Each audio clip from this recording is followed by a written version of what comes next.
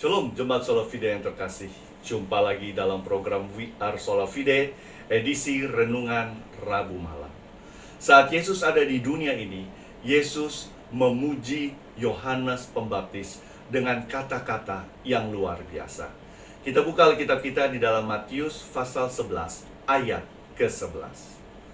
Aku berkata kepadamu, sesungguhnya di antara mereka yang dilahirkan oleh perempuan tidak pernah tampil seorang yang lebih besar daripada Yohanes Pembaptis. Namun yang terkecil dalam kerajaan surga lebih besar daripadanya.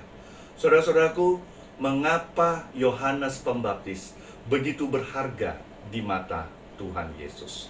Ada 3 alasan bisa kita dapat melalui ayat-ayat di Alkitab.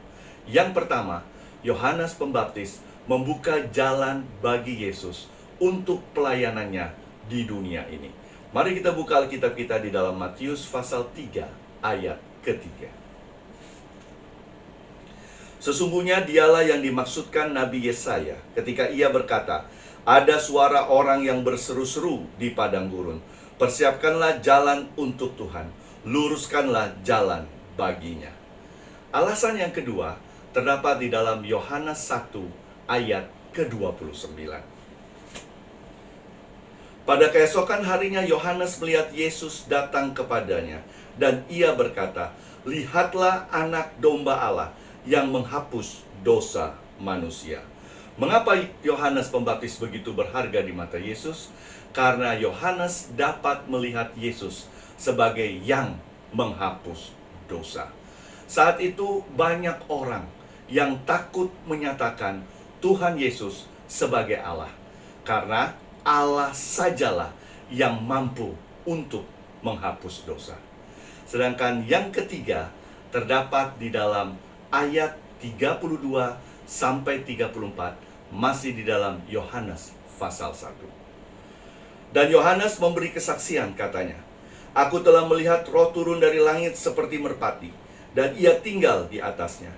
Dan aku pun tidak mengenalnya, tetapi dia yang mengutus aku untuk membaptis dengan air telah berfirman kepadaku, jikalau engkau melihat Roh itu turun ke atas seseorang dan tinggal di atasnya, dialah itu yang akan membaptis dengan Roh Kudus.